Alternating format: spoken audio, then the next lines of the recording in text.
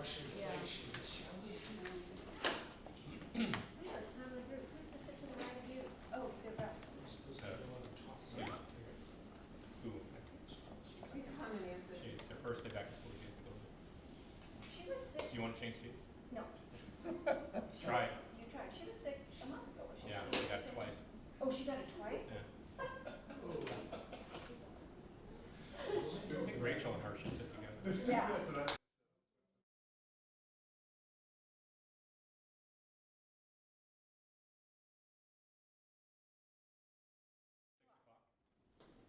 So yeah, right, It's tonight from there, next in our I'm a rule follower. Waiting Why? for 6. Okay. I'll call this meeting to order. Record and tell that tissue. You ready? Okay, no, not you. I was looking at Brian. Oh. Okay, we'll call the meeting to order. May I have a motion to move into executive session with the topics of collective negotiations with the Bronxville Administrators Association of BTA Clerical Unit, Health Unit, excuse me, and the employment history of a particular individuals and potential litigation. So, Second. All in favor? aye. So moved. There you go. Like, I don't know if they shelved it based on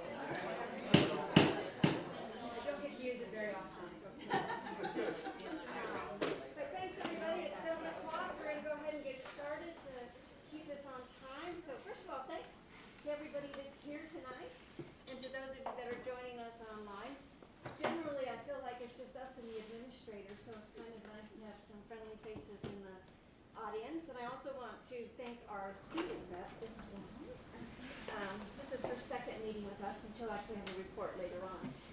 So our agenda tonight really focuses on two main topics. The first is the approval of the job specification for the district superintendent, and then the proposed budget.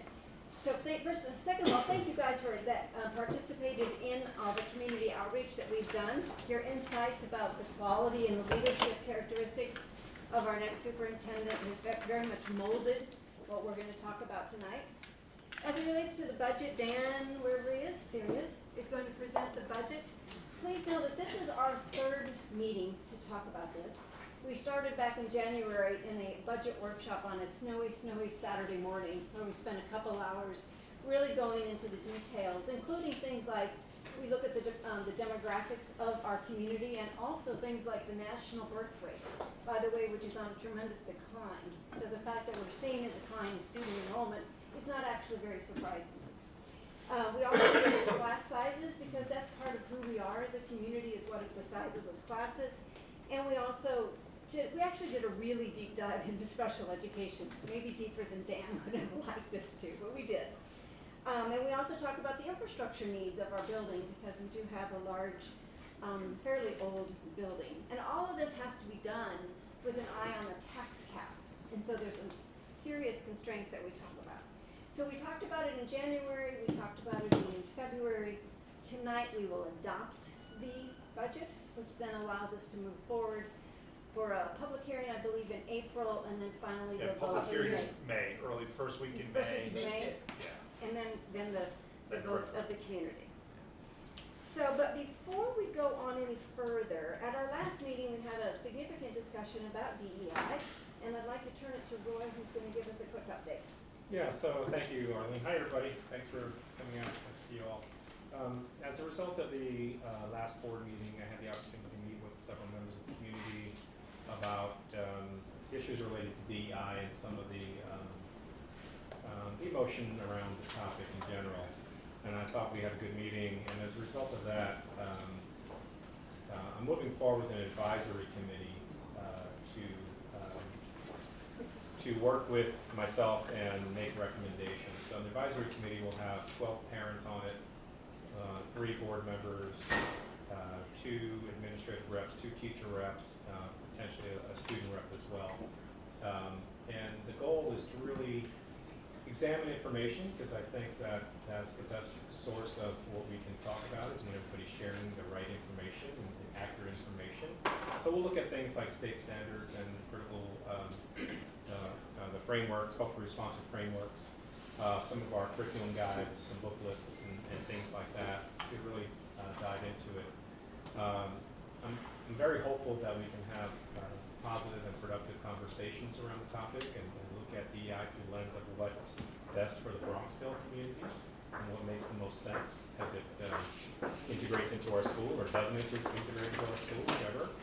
And I'm hoping that as an advisory committee, we come up with a broad-based statement about that and a list of recommendations for board consideration. So we have our first meeting on April 5th, and I'm looking forward to trying to move that forward. Great, thanks. On a celebratory side of the note, let's have a big shout out for the boys varsity basketball. Here, here.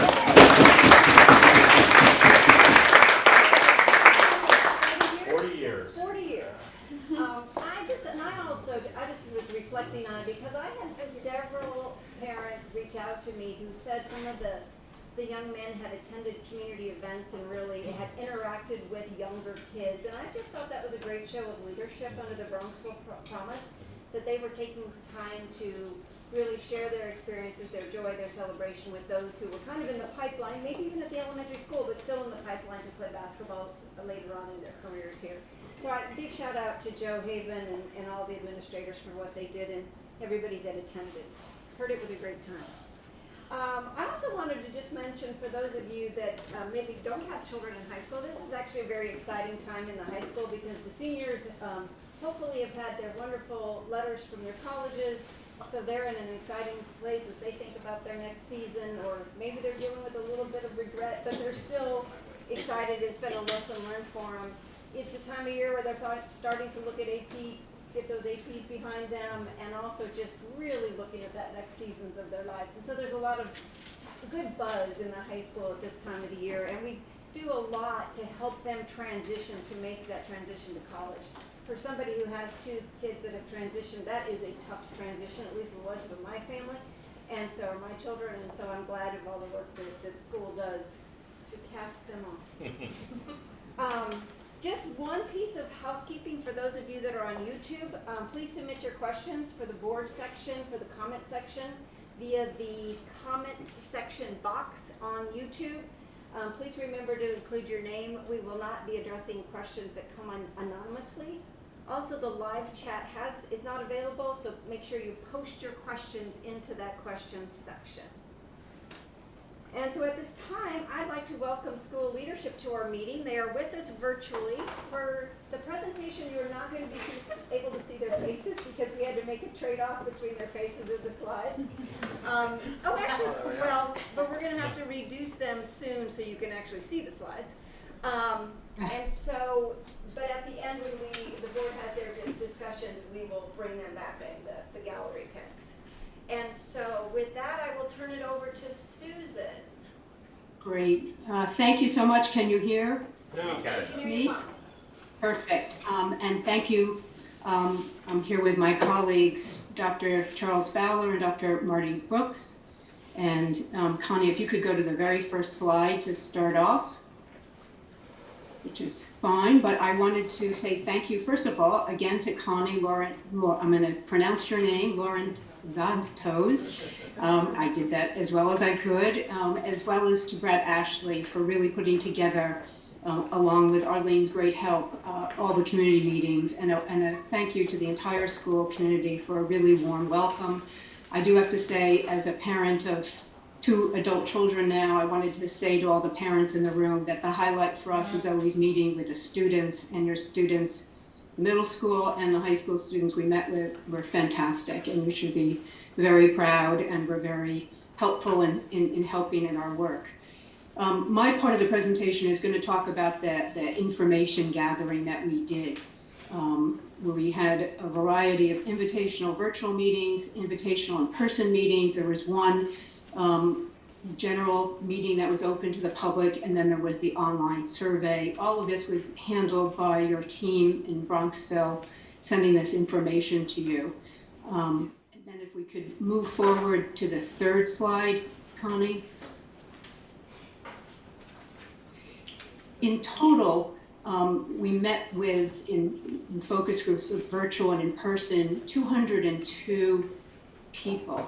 And the purpose of our meeting with people virtually and in person is to gather input from the community shaped around the 2 prompt questions that we use. And our job is simply to listen and to write down what we hear, and then look for repeating themes that we hear from most groups and some groups.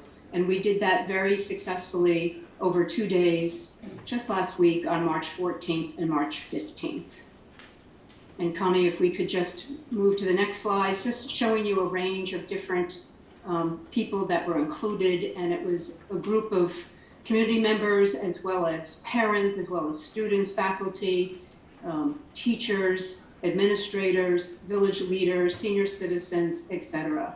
And in total, as I mentioned, it was 202 people.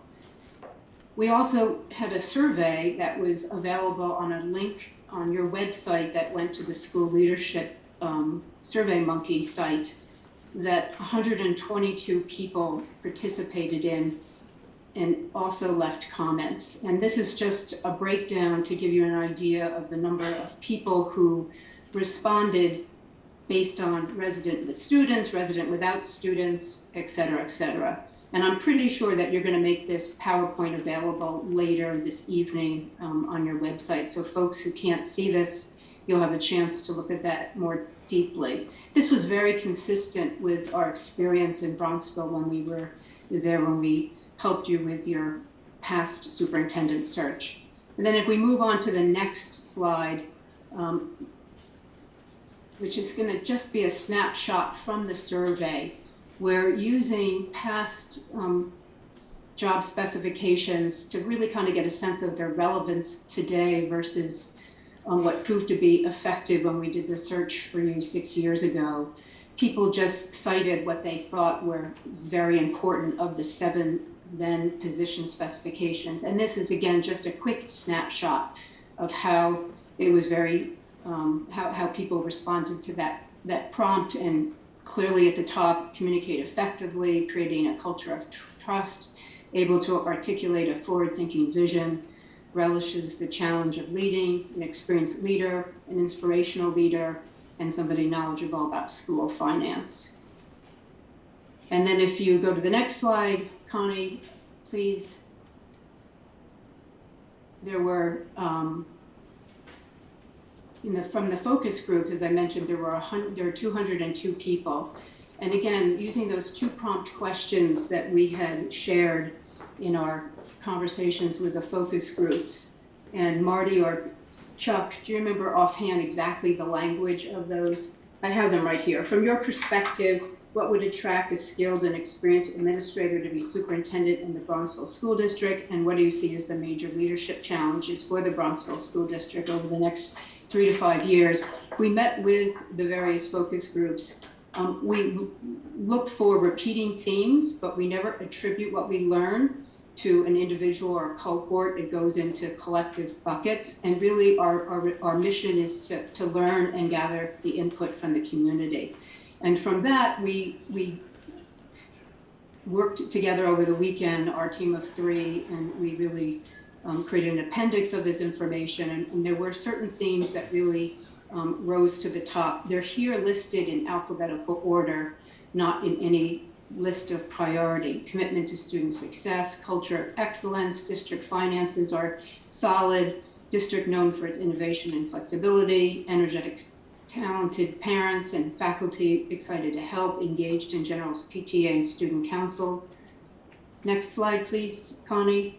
And again, continuing what would make somebody want to work in Bronxville: high achieving and dedicated faculty and staff, school is the crown jewel, small district with a 1 K-12 building, strong administrative team, and an unparalleled foundation. That's on the next slide. If you wanted to move that forward, Connie, please. And then what we learned from the groups that we met with in response to our question, what would be the leadership challenges in the next 3 to 5 years? Again, listed alphabetically, not in a particular order beyond that. Addressing social emotional challenges post-pandemic, being an objective leader willing to listen to all voices, being visible and transparent, building trust while doing what is best for students, drawing lines when needed, providing consistent and clear communications. And then on to the next slide, please. I'm going to pass this over to my colleague, Marty, but just to set the stage for him, which I'm sure he's going to reinforce, we use these themes as the foundation for proposing draft specifications to the board, who in some form will adopt that, and then that will become our recruitment tool. But I'll turn it over now to Marty. Thanks. So to pick up where Susan left off, we basically combined 3 different sets of data. We took the information that we read online and combined that with what people were saying were still important to them from the specs that we used in 2017, and then combined that with what we heard people share with us in the focus groups. And 3 large, newer sets of priorities came out. So the first is an experienced educational leader with a proven record of collaboration with staff and community, who supports the principles embedded in the Bronxville Promise and is committed to taking it to the next level. Next slide, please, Connie.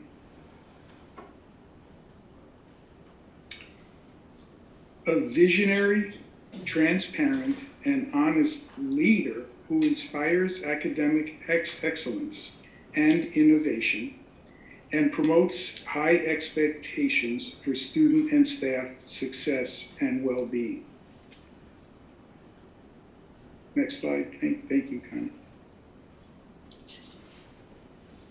An excellent and proactive communicator who welcomes using multiple platforms to listen, learn, and inform while keeping staff, parents, students, and community continuously engaged.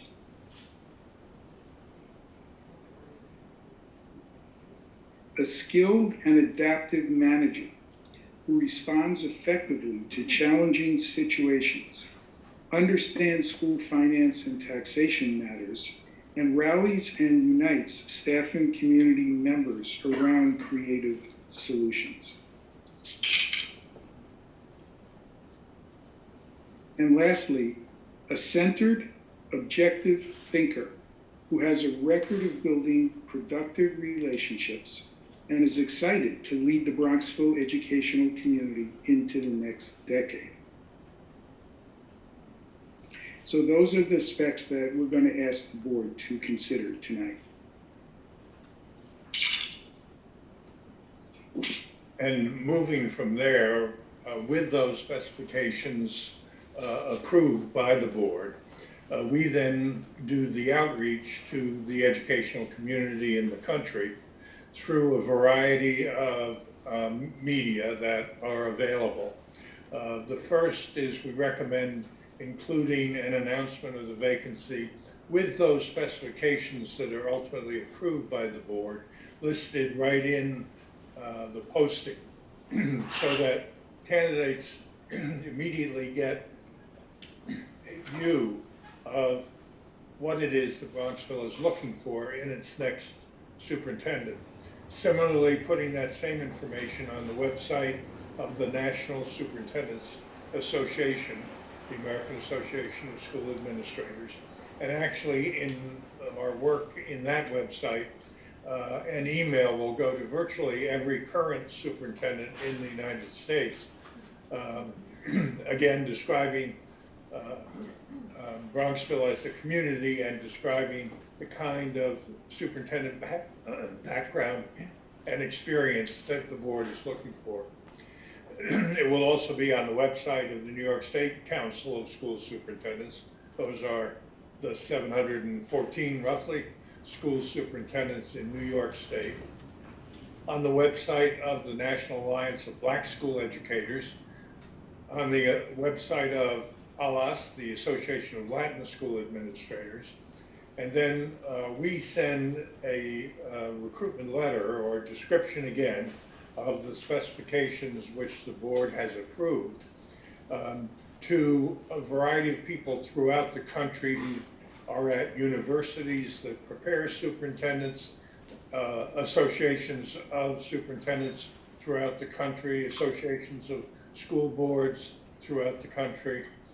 Again, intending to bring to as large an audience as possible a description of Bronxville as a community and as a school, and a description of the qualities that this Board of Education is looking for in superintendent candidates.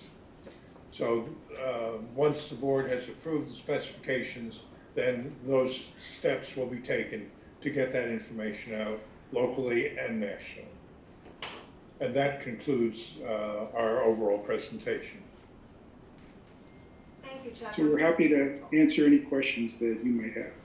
Thank you, Chuck. I'm sorry, I wish I had a slide that had all 5 on it. I apologize, that's an oversight now that we think about it. But if I could sum it up, it's an experienced educator, academic excellence, communicator, centered, objective thinker, and then one basically to keep the finances and the taxes in order. So that's kind of how I think about it. Yep. So Yep. with that, open it up to the board for questions, comments. Go ahead. I'd be kind of interested to hear, relative to other searches you are or have been involved in recently, what would you say would set our criteria apart from other searches? Is this something that most districts are looking for? Is there anything in here that's unique to Bronxville? Some aspects of it are similar in theme. In almost every superintendent search that we're doing and others are doing. The issue of communication and engagement of the school community is an important aspect of a superintendent's work everywhere. But the very first of the criteria related to the Bronxville Promise is obviously unique to the contents of that promise. And I think there's probably a great deal more emphasis in what we heard from people in the Bronxville community about academic excellence and the importance of solid academic background for students as they prepare for life after high school. Marty or Susan? Just in comparison to the past position specification, the emphasis there had actually been more on somebody who was experienced and could handle a bond offering and a capital renovation plan. That was the timing of where your school district was at that time. That's shifted now, so that didn't really rise to the top of what we heard in terms of what Chuck just articulated. And I do want to reinforce what he said about the Bronxville Promise, because that was a theme that came through a lot of our conversations with community members. And it does distinguish Bronxville from other public school districts that we're familiar with. And I think one other point is the importance of somebody who can really listen. People talk to us about how different people have different views of what Bronxville's next level of work might be, and the importance of somebody who can listen carefully to all of that and craft that into a consensus. And the last spec, I think it was the last, we carefully chose the language of a centered and objective thinker. And communications, as Chuck referenced, is a common thread in any organization nowadays, and humility as well.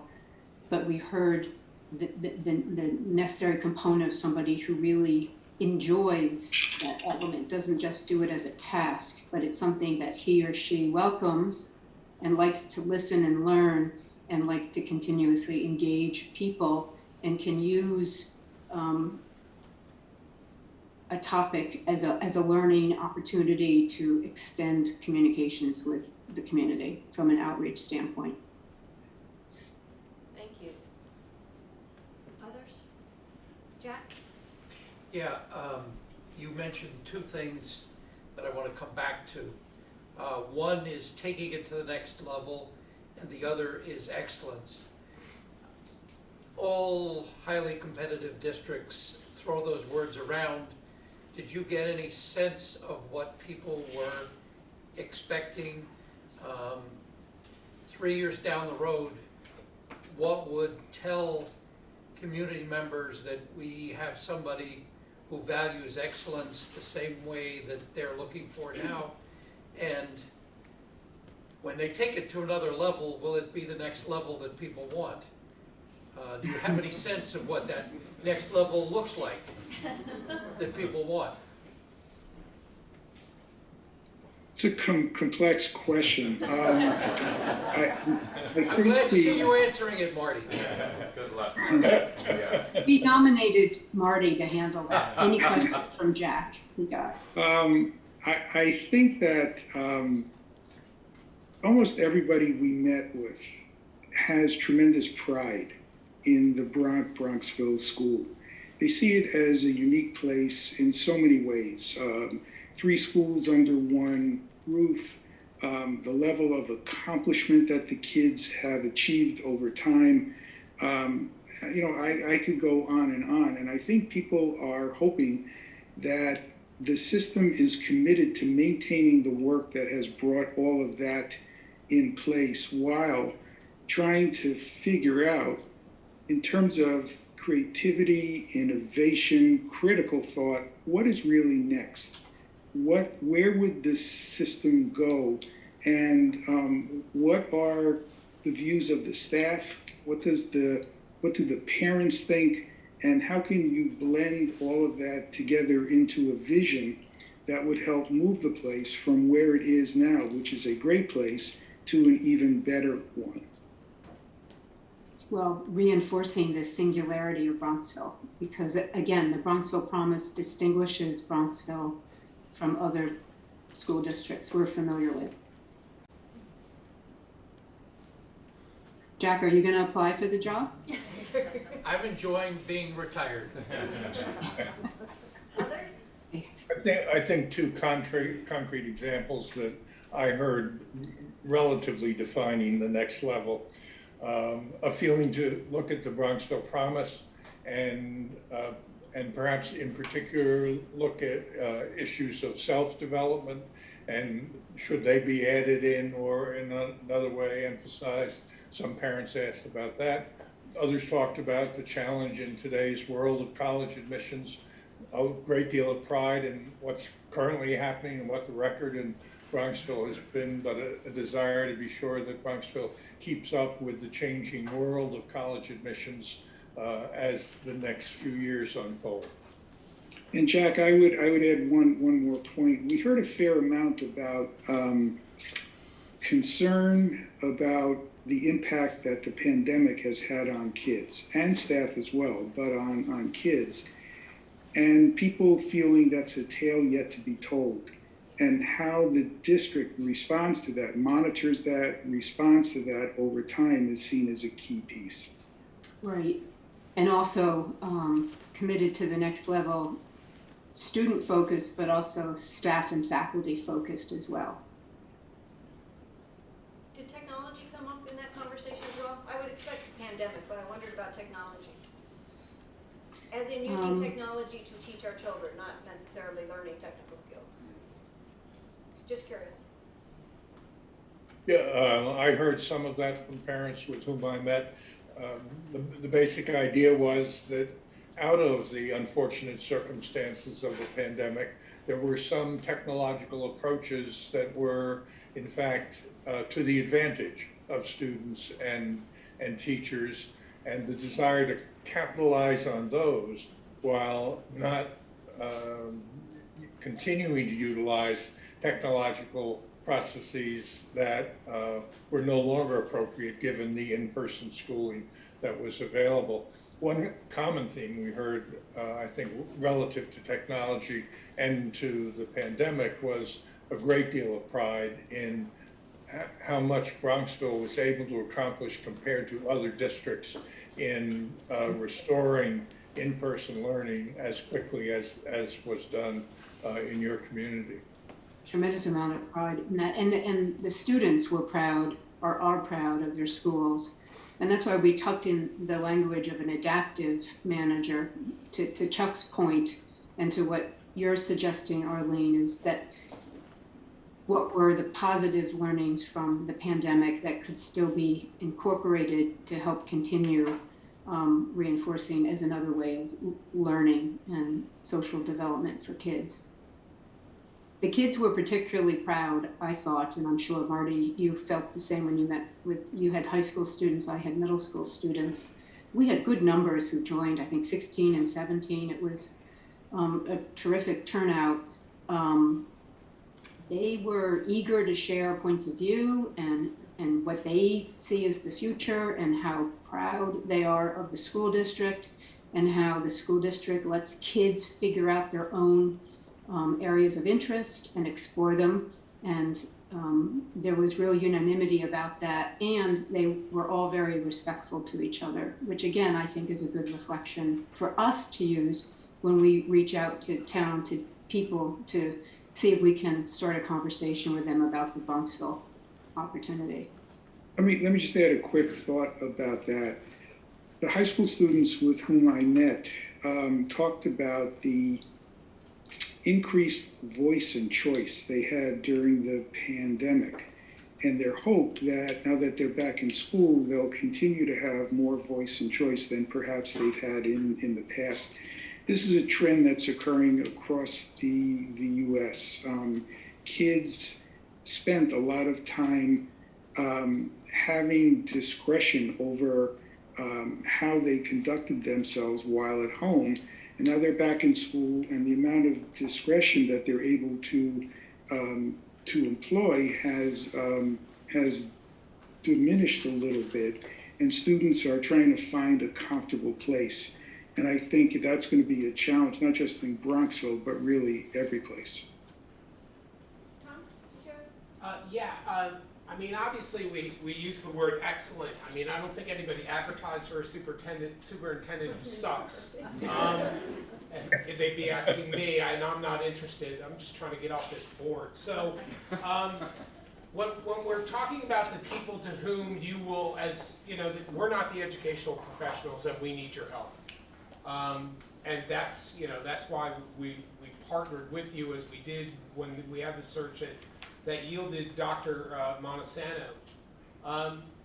Bronxville is unique, certainly in my estimation. It's from start with the building, for the community. The Bronxville Promise is significant in the reflection of the community, in my estimation. The staff, we have good labor relations, I think. Our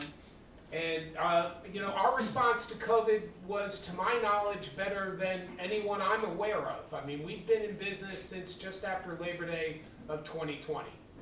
To what extent are the talented people that you intend to reach out to on our behalf, to what extent do they perceive, if at all, Bronxville as being unique or appealing to talented people, or being an opportunity that they might be interested in? This question came up a lot during the meetings that we had. People asked us, so how well regarded is Bronxville? How well known are we? Do you think that people working elsewhere who are happy and well liked where they currently are would be interested in making a change to come here? And our answer is Bronxville is very well known, incredibly highly regarded, and I think likely to draw a very strong field of candidates. There are a handful of school districts in every geographic area that are known to be the kind of districts that superintendents would like to work in. Bronxville is one of those. Just kind of follow up on that point. You know, when I read the characteristics, to me they seem very general, and you can kind of pick any Westchester school district and almost kind of plug it into here, other than the promise. How do you get to this point that Tom was talking about, the specifics of Bronxville? Does there, obviously the characteristics, what else goes out with this kind of package? Or if I'm interested in this position, would I pull up that would give me more specifics to Bronxville? Just trying to understand that piece of it. Because some of you know, obviously, and probably the 3 or 4 states right around here are going to know, but the suburb, I'm thinking of the Chicago, north of the city, which has some very similar, I think, characteristics to Westchester, but they may know nothing about Bronxville, but it might be a good fit. This, to me, just says, you know, why would I pursue this? It's generally the case that people who read this will contact one of the 3 of us to find more out. And of course, it's through our talks with them that we're able to add color to the words. But we wrote the 5 specs with specific words that speak to people who are interested in doing the kind of work that we feel people told us Bronxville needs to have done in the coming years. So what we're going to seek to do when we begin our recruiting, which is tomorrow, and we start running our ads, is to reach out to folks who whose both background and experience match the kinds of words that are written in these 5 specs. They are broad, but the words within each one are pretty specific, and every one is in there to communicate a specific message to people who are contemplating applying. And as I think we shared with the board at an earlier date, we don't reach our goal is not to screen only people who apply. Our goal is to recruit actively. And what we do is we reach out to people who currently are perhaps not contemplating making a change and talking to them about why Bronxville might be a good match for them. Yeah, and just to expand on or reinforce what Marty said is, I appreciate, Michael, your observation about these 5 specifications, but they're unique to what we learned the 2 days in evening we were working in the district, as well as the online survey. And each specification we do for any of our clients is unique to that client, and there may be thematically interchangeable, but the actual language or the words, as Marty referenced, are very specific based on what we learned and heard from the community we met with when we were in Bronxville. And again, our recruiting methods are multifold. There are advertisements, and they're both virtual postings on the professional websites, and there's the 1800 curated list that Chuck referenced, and then there's the direct outreach that we have. As Marty said, our work begins when you approve the specifications, which then allows us to use that as the tool by which we try to find the candidates who best match your specifications. And then we'll start reaching out to people, as well as reaching out to people we don't know but may work in a district that's similar to Bronxville and have characteristics, and see if we can engender a conversation that might be worthwhile. And as Chuck and Marty well know, Dr. Montalcino is going to be important because superintendents know each other. So they're going to know Roy, and they'll pick up the phone or shoot him an email or know he's happy, and that's a positive reflection. And we hope, Roy, we hope. And no, but also you as the board are important in this process, because trust me, talented superintendents or aspiring superintendents, they're going to check board members out in the community as much as they're going to look at the position specification itself. They're going to review video of the meetings.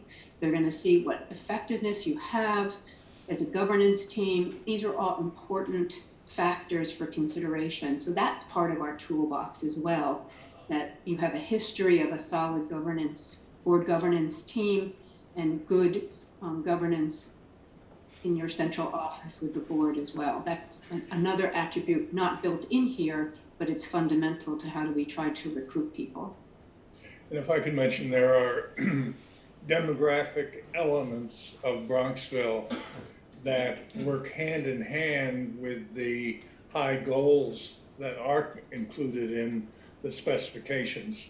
A school district K-12 within one building with 15 to 1,600 students. That brings alive much of what's spoken about in terms of the personalization of education and the superintendent's ability to work with classroom teachers and work in the building with students and drop in classrooms. That is very attractive because it is so rare. There's been much discussion also about the role of the foundation in Bronxville, and having that available in addition to the benefits of a reasonable tax base, and how that can make these specifications really become a reality rather than platitudes about things that would be desired but are so difficult to come by in schools that have a different demography in terms of size and relative support. But you know, Chuck, to that point, it will also serve to be a deterrent to superintendents or aspiring superintendents who don't want to work in a K-12 building where they can't sit in their ivory tower and be separate from the students and the faculty. So that's an important selling, or another part of our toolbox is you need somebody who will thrive on being in the same building where every day you're going to be interacting with kindergartners up to seniors, as well as the faculty and staff. That's not normative in a lot of school districts.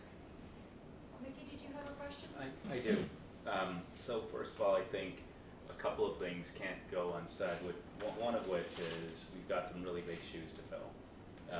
And Yeah. I think that makes it, even that much perhaps difficult to come up with a set of criteria that we're looking for. But number two, I was very encouraged by the number of people that participated in the sessions that you put together, the respondents to the online survey. It was a level of engagement that I didn't expect, and so I was very encouraged by that. Okay, so now those two comments aside, as I think about it, we're living in changing times, and in changing times, I think one of the most important things is communication and visibility around the things that are happening inside the school. And the question I have is, we have these 5 criteria, which I think are really good for the most part. I wonder if there was thought put into the ordering of those criteria, and I'll say why. And the reason I ask that question is because, as I think about it, one of the most important things after experience should be a leader who's ready to manage through those changing times by providing visibility frequently through communications in many different channels. And I sense, based on many of the discussions I've had with members of our community, that is something that is of utmost import for our community. So Mickey, I think the question is, how did you put them in order? Yeah. What was your rationale of the order? Yeah, and let's talk about whether or not we should be perhaps amplifying 1 or 2 of these that we think are critically important given the changing times that we're embarking on at the moment. The order in which they appear will be completely your call. We put them in this order because this reflects the feedback that we got. People were talking to us about experience, supporting the educational program, moving it ahead, the importance of having a visionary, transparent leader who really could maintain and promote the excellence of the program there. So we put the first 2 together because we thought they went together. Communication was a key piece, and that's why that appeared 3rd. But again, if you think as a board that this needs to appear in a different order, that's fine. I think one of the reasons why Bronxville Promise is in the first is we want the person to immediately, upon reading that, go to the Bronxville Promise, because it broadly describes, in a way you can't get into a small ad in a journal. It describes Bronxville and its aspirations, so we thought it would be good to put that out in front of the candidate first so that they took that step to look at what Bronxville stands for. I think too, I mean, again, I agree with Marty and Chuck, of course, and it's your decision, board, how you want to order it.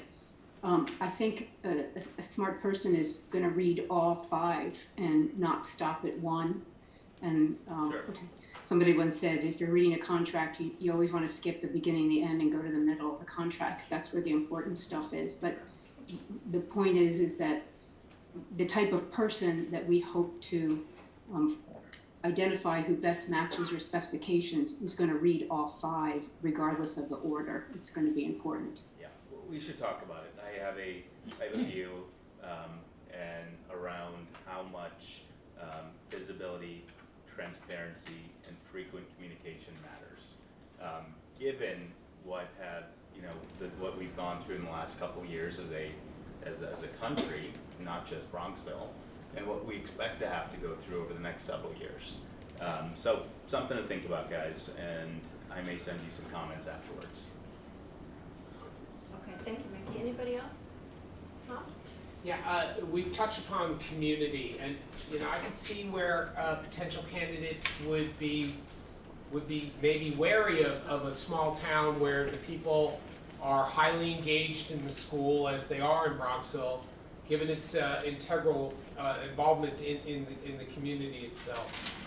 Of course, we haven't had, you know, YouTube moments at our board meetings. This one's not over yet, so there's the potential, I guess. But our community of highly engaged, highly bright people of varying opinions on things, is that something that is an attraction for a high quality candidate? Does it just put off the people who want to sit in an ivory tower like Jack did? But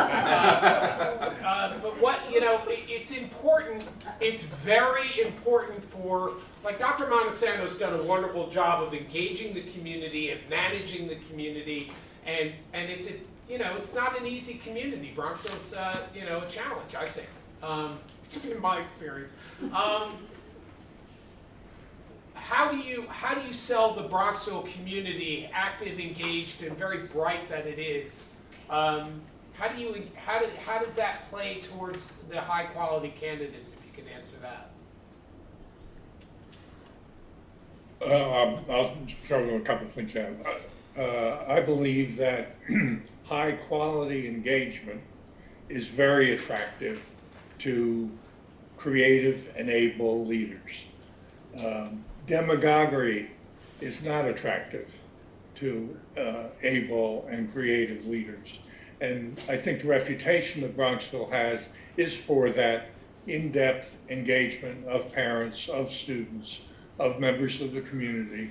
I mean, in speaking with people on your village board who are so enthusiastic about the importance of this school to the community as a whole, and their desire to become engaged with the new superintendent when he or she is appointed.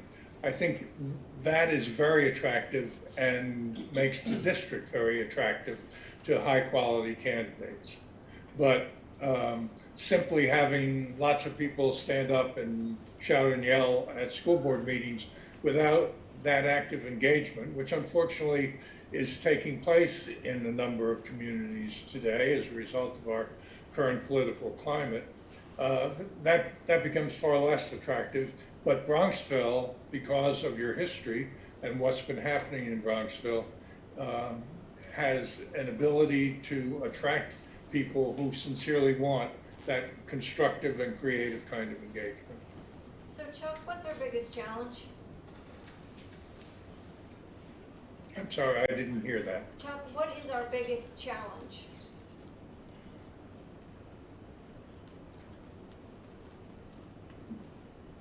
I think probably the biggest challenge is finding the right leader who may be in a place, as Marty mentioned earlier, who is not thinking about making a change at this moment, but really speaks to, in his or her working history, the specifications that are in front of you, and convincing them that now may be a good time to look at this opportunity. It may be a once in a decade opportunity in terms of a position being available, such as Bronxville offers. So it's really bringing the opportunity to the attention of a field of very capable instructional leaders who are out there, because it's a challenging time in terms of people making changes in their work, particularly in this immediate post-pandemic period. Yeah, people are going to look for a state. If they're going to make a change, they're going to want to be assured that where they're moving to, there's a history of stability and commitment to public education and an engaged parent base and foundation. You mentioned too, I forget which board member, that following in a successful superintendent's footsteps can be tough too. Somebody has to be assured that the board is going to be receptive to a new person and want to ensure that that person is successful as well, because he or she will not be Dr. Montesanto. I also think there's another challenge. Some communities have been broken by dissent within about the direction that they think the educational program needs to move in. And Bronxville is not there. But I think a big challenge is making sure Bronxville doesn't get there. And whomever you hire to replace Roy is going to be confronted with people who have different views of what the next 3 to 5 years should be like. And again, trying to find common ground and reaching consensus in a way that does not cause the community to split, I think is going to be a significant challenge. That's a good point. Well said. Okay, any other questions from the board? If not, Mickey, I feel like there's an open item on the order. There is. And so, would you like us to go ahead and take a motion subject to revisiting the order? Yeah, and There's not much time because we're printing I understand. tomorrow, so Yeah. tell me, give me some Yeah, guidance. if I could just jump in here, my understanding is we're hoping to get an advertisement in 2 issues of Education Week, which is the preeminent journal for educators. In order to capture 2, we would have to get the copy to the ad person. Is it tonight, Chuck? Tonight or first thing tomorrow morning. First thing tomorrow morning, meaning we need to get it in his hands by 7:30, 8 in the morning. Because we don't want to lose the opportunity to capture those 2 issues. I want to move number 3 up to 2. I also want to augment number 3 a bit because I have a strong view around visibility and transparency that I think the community is looking for, frankly. So if I sent some proposed language in the next hour or 2, would that be sufficient? We need to do it in a public meeting, I'm afraid. Is that right? Yes. Okay. So we could, yeah, that's, I agree with moving 3 to 2. I'm yes, with fine, Mickey. 2 is fine. Okay, then let's add, then keep talking, give me 2 minutes, guys. How about an excellent and proactive communicator who appreciates the value, right, Okay, of using multiple platforms, or you can add whatever descriptor with value. right? The high value, whatever, of using, stressing the value of using multiple platforms to listen, learn, and inform. I think that stressing it and moving it up, that might accomplish what you're looking for. I think it does. And if we can add the word, keep working with me here, Tom. If we can add the word I'm not getting frequent, paid for this. we can add the word frequently in there somewhere, right? That kind of establishes a tenor of communication. I think proactive, Mickey, kind of covers frequency. Okay. Proactive, I'm ahead of the curve. Yeah, Which, I mean, we've agreed that you want to move slide number 3 to number 2. I do. Correct? Yeah. Correct. In terms of the order. All right, Tom's got it. Counsel, you gotta have a lawyer with you, it's always good. That's right. That's not funny. And which of the Nailed it. 5 Thank you. are you I have hoping both. to? You've got a couple of moments. I'm sorry, Susan, can you hold on please? So we're moving 3 to 2. We're moving 3 to 2, and then Yep. the now 2 will read an excellent and proactive communicator who values the frequent engagement and use of multiple platforms to listen, learn, and inform, while keeping staff and parents and students and community continuously engaged. All right, Does that sound let's all right? read that That sounds back. perfect. Did Marty, did you get all of that? I think I have it. Okay. We want to make sure we get the language correct. Go ahead, Chuck. An excellent and proactive communicator who values the Frequent Frequent. engagement and And use. use. and use of multiple platforms to listen, learn, and inform while keeping staff, parents, students, and community Engaged. continuously engaged. Does that work, Mhm. Mickey? It works well. And guys, look, I don't intend to spend time working through specific words and nitpicking. but the point's important here. I think so Words too, matter. Mickey. Yeah. Words I mean, matter. this I think is- everybody agrees. This Yeah. is about communication, it's about transparency, and it's about visibility, and I actually believe that many of the discussions I've had are all coming back to that one point. And I think we should play that up. You and I have I discussed think we this, should Mickey. honor You're that. absolutely right. I thunderously agree. Okay. Okay, could Good. we have a thunderous motion then to agree? I move. Mike, All right, so second? we're saying that we're moving 3 to 2, Yes. Right. and an excellent and proactive communicator who values the frequent The frequent engagement and use and and use But we're- of so- multiple we're- platforms. Yeah, so if I could ask, Yeah.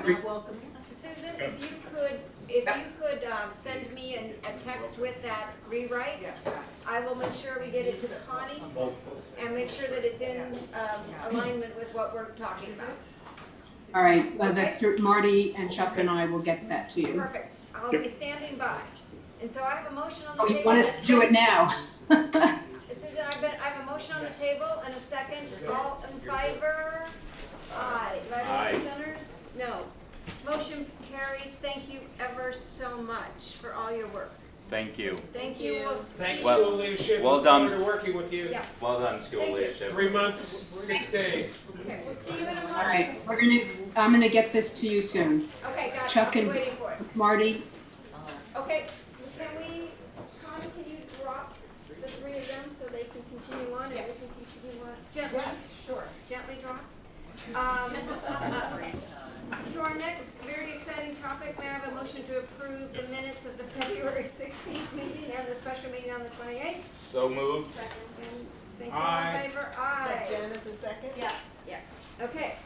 I usually forget that, for those of you in the audience, I historically forget to approve the minutes. Budget. Dan, take it away. I'll let Connie catch up. Sorry. Just take a deep breath.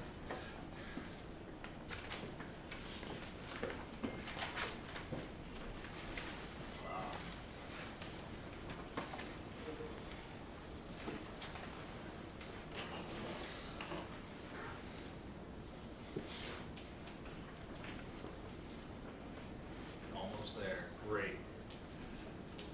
We think we've settled on an appropriate budget for next year.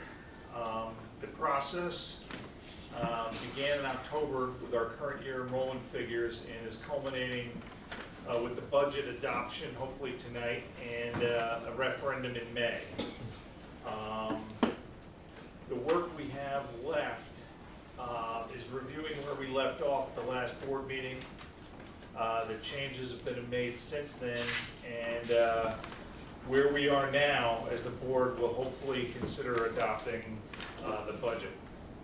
So next slide, Connie, please. One more. Hit it one more time.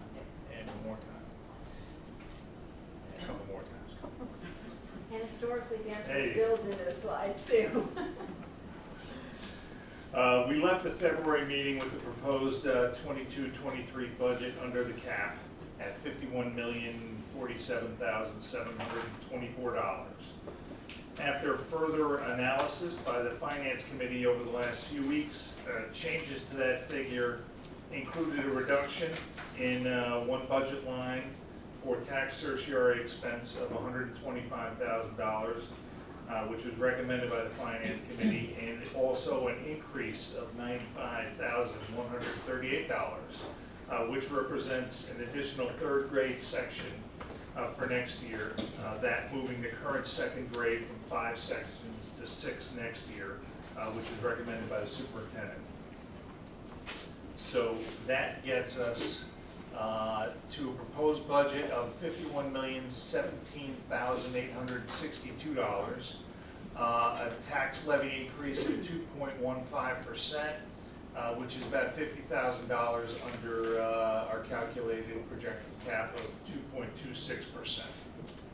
Next slide, please. And this just gives you a graphic representation of where that falls within, say, the last decade or so. It's right in the sweet spot of where we've been, especially on the expenditure side. coping with a few revenue items, which brings the tax levy a little over 2%, but still within, well under our calculated cap. Next slide, please, Kevin. This is a pie chart that shows the blue Pac-Man that really demonstrates that we're a personnel-driven organization. All the shaded blue areas include personnel, salary and benefits, direct personnel costs. So 75% of what we do is direct human interaction. Outside of that, you know, there's contractual codes, probably the next biggest one, and then debt service. If you take those out of there, you know, that alone gets us to over 90% of our budget. Next slide, please. Go back one. So in calculating our levy next year, we are appropriating $500,000 from our projected fund balance to offset that levy, which is consistent where we've been over the last number of years. We were a little higher last year, so we're reducing that figure. And we do bring in revenue split fairly evenly between state aid and other sources of almost $5 million to help offset what we need to raise via the taxpayers of Bronxville. And again, we are under the cap by about $50,000. Next slide, please. What does that say for our tax rate? Right now, the preliminary assessment roll, which is going to be updated in a few weeks, is at $3,229,149,596. That's actually an increase of about 3.3% over prior years. Now, since that assessment roll is up higher than the levy, it actually leads to a reduction in the tax rate of about 1.12%. So last year, it was about 14 point, let's see, I think it was about 14.2 roughly. Yes, 14.2, Yeah, 6.43. exactly. So we're down to about 14.1. If you take that to just a simple math, home assessed at $2 million in the current year, paying $28,529. That if the assessment stays the same, that same property would pay $28,210 in school taxes. And this is just a graphic or a table representation of where that fits in. Compared to prior years, it's right in line with the historical range since full value assessment over a decade ago, between the low of 13.3 and a high of 14.3. So you, basically a typical home in Bronxville will pay about 1.4% of its assessed value in property taxes. And that's where we are. So we have a resolution to adopt. Mike, any comments from the Finance Committee? You know, listen, nobody likes to pay taxes, and especially in Bronxville because they're high. But I think the last couple of years have been a little bit tough trying to figure out the budget, the increases with the pandemic, and what we're spending costs on. So I think this is a pretty good outcome for a tough historic look back for 2 years to see where we've been. And I think, you know, hopefully next year we're going to get back to having some comparisons, and we can look at and see what some of the increases are. Maybe we can save some dollars, but like as Dan has said, 70–75% of our budget's pretty much fixed day one, because it's once you have the teacher's contract and you know what the state gives us for the pension contribution, that's 75% of our budget. So we're really working with about a third, 25–30% of our budget that we do try to save as much as we can from taxpayers. And I think, with the couple of changes made, I think it's a fair budget. I'm also looking at a time where inflation's going crazy on us too, Yes. on that Correct. 25%. Okay. Any comments and questions from the board members? Just noting that we have discussed this, We have in case anybody discussed knows. This. This is the first time we're bringing this up, and it's not really. We have had weekend sessions Yeah, I was on gonna this. say, we We get have, extra credit for Saturday mornings. Really, Yes. really fun. Yeah. Okay, with that, it's a roll call vote. It is a requirement for a roll call. It is a requirement for roll call. I will go alphabetically by Well, last first we name. need a motion and a Oh, second. that would be helpful. Thank you, Connie. May I have a motion? second? Second? Okay. Jack Beerwood, Yes. Susan, Yes. Tom, Yes. Mike, Yes. Mickey, Yes. Jennifer. Yes. Arlene, yes. Okay, thank you, everybody, especially thanks to Dan and all of his team who have done the yeoman work to get us where we are. Thank you, Dan.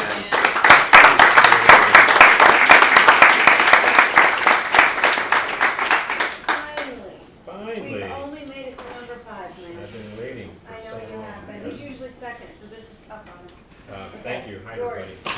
Thank you very much. Before I give my update, my report, I'm going to pass the baton over to Isabella Fenner, our student rep, to go first to provide your student report. Hi, Jennifer Isabella. I'm just here to give a brief report on what's been going on over the past couple months from the student end. A very significant thing was the mask mandate being lifted. Generally, it's had a very, very positive response from kids. Obviously, that's meant some rule changes for contact tracing, quarantine, and I mean, I just think we're going to have to be constantly adjusting to everything that's going on around us for quite a while. But generally, a very positive response. I can say personally that just being able to see my teachers and my peers' faces makes interactions feel so much more normal. Not that we hadn't gotten used to wearing masks all the time, but I think it was a big relief for a lot of people. We just came out of a very successful winter season. We had our boys basketball team go farther than the program's ever gone, I think, and our track team sent several relays to the nationals this year. And the rules changing kind of aligned with the end of the championship season, which was kind of nice because we got a lot of student support, and they opened up a student section for basketball games, which was very popular and a great segue to, like you said, a more spirited springtime. Entering the spring, we have a lot of exciting things coming up. We have World Language Week this week, which we have foreign language clubs and classes just celebrating culture and language throughout the week. And something that's been in the works for quite a while now is Service Week, which is taking place next week. And a ton of different clubs are participating through either an active service or just an activity related to or spreading awareness about what they do in their club. So I know a lot of like clothing drives, charities, things of that sort are going on next week, so that should be pretty exciting. We're entering our spring season now, which we're also very optimistic about. Some things going on in the arts. We have the school spring musical this year is Legally Blonde, which, right, I know pretty well too, and I know for sure will be very fun to watch. So that's something to look out for in June. And we also have Art Society was hosting an open mic night tonight.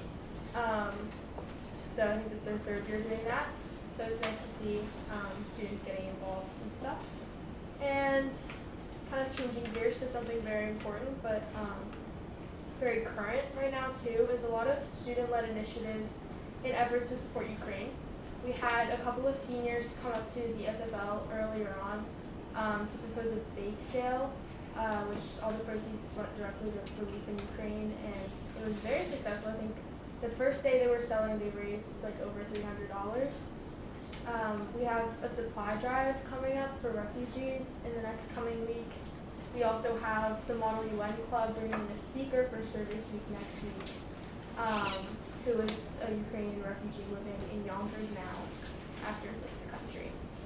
So it's very nice to see like global awareness and student engagement going on. So yeah, that was an important point. And from a quality of life standpoint, something that's been pretty enduring throughout the year, as you also mentioned, was the use of technology. for communication between students and teachers, especially relevant now. We had our Quality of Life Committee present to faculty about how to improve Google Classroom use to make it most efficient and to its fullest extent. It's very important to students, kind of as a way to lower their stress too, to know what's going on from an online standpoint and just using technology in the best way possible. And also, since we had our mask mandate lifted, we have more positive cases and more students having to go on Zoom. And that's always tough already with learning online, but making sure to post notes for students who are on Zoom and keeping them as engaged and participated as possible. So, yeah. And looking ahead into the spring, like I said, we have a lot of exciting things coming up. A junior-senior prom in May, but that's also not to say that this is a very stressful time for a lot of kids. AP exams are coming up a little sooner than I would like. And we're also nearing the end of the quarter, which is typically picks up a lot academically and can be very, very stressful. But I think it's been just an entire year of managing and adjusting, and I'm sure that that's not going to be any different. So, yeah. Thank you, Isabel. Thank you.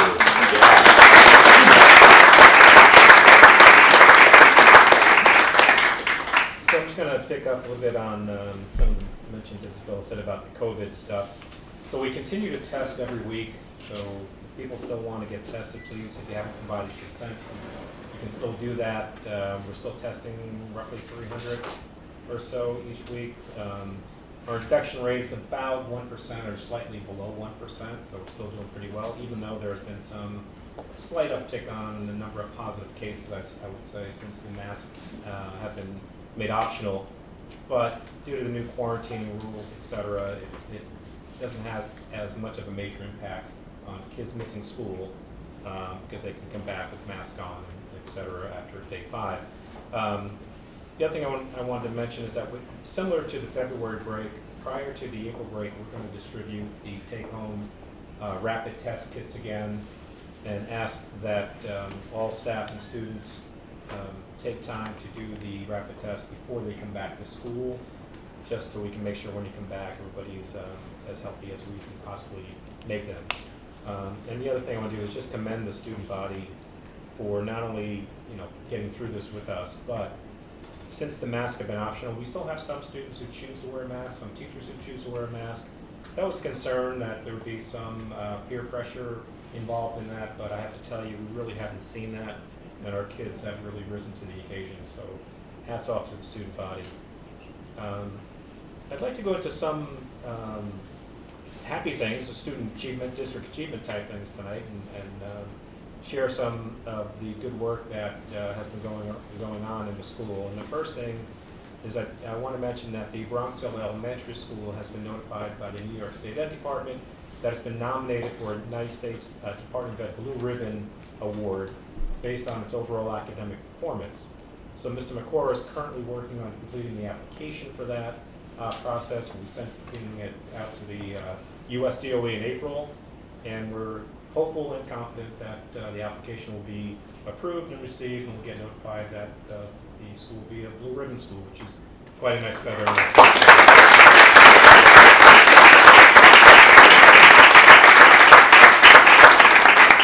I always get concerned about saying it before it happens, but we're going to keep our fingers crossed on that one. But it's nice to be nominated nonetheless. On the high school side, just so you know, this year we've had 4 national merit finalists. Last year we also had 4, Alice Branca, Isaiah Weir, Andrew Zengen, and Patrick Wu. We've had 12 national merit commended students as well this year. Our senior class, we have 30 AP scholars, and what that means is students have scored 3 or higher in at least 3 AP exams, 22 students with honors, meaning they scored at least a 3.25 on all of their exams, and we also have 18 students with distinction, meaning they scored an average of 3.5 on all the exams they've taken, AP exams they've taken. This year we do have 324 students enrolled in at least one AP course, with a planned 813 exams to be administered in May. So when Isabel talks about that stress level, 813 times over it will happen. Some other highlights that I'd like to just mention. We had our first student-run theater production this year. I know we've mentioned in the past, but it's worth mentioning again. It was really terrific. We've had few students receive some Scholastic Art and Writing Award competitions. So freshman Leah Lacey won for her competition in creative writing. We had a junior, Andrew Doyle, won a Silver Key and honorable mention in Scholastic Art and Writing Awards for his artwork.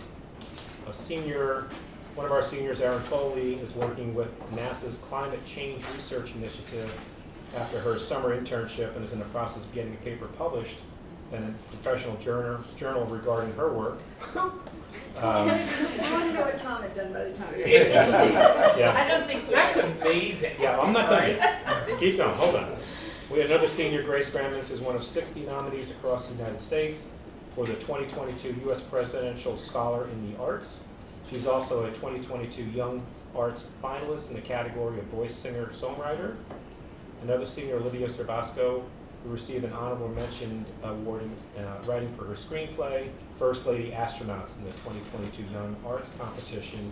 And finally, we did compete in the Regional National History Day competition, and so excited that we have 28 of our students, freshmen and sophomores, who did well and will be moving on to the state competition moving forward. So things are happening.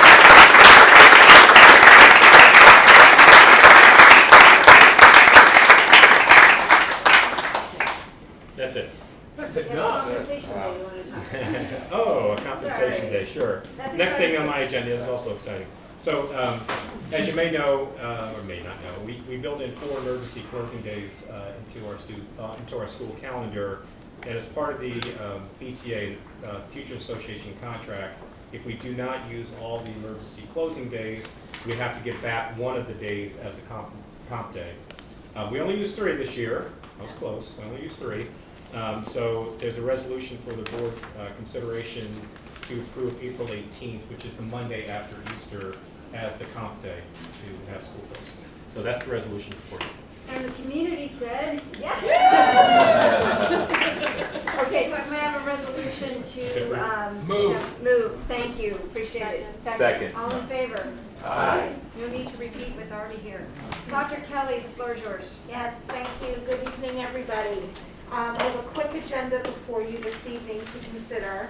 I just want to echo Isabella, first of all, thank you. Your reports are always really informative, and it's so important that we hear the student voice at the board level, so thank you. And I love that you mentioned the difference it has made with the mask mandate being lifted, because the adults in the building feel the same way. To be able to see our students in the hallways in their classrooms, and I just think it's really improved the overall level of engagement. So thank you for noting that as well. So in terms of the resolutions, we've had an opportunity to speak about some of the personnel issues in executive session. You have before you some overages tied to item E, as well as minor revisions to both middle school advisors and teacher mentors due to a new leave replacement that we wanted to make sure was properly mentored. In addition, we have a teacher aide resignation as well as a new teacher aide hire, as well as a new substitute teacher on tonight's agenda. Also, this is typically the agenda where we ask you to appoint the election personnel for the annual school budget vote and board election, which will be on May 17th this year, as well as the compensation rates.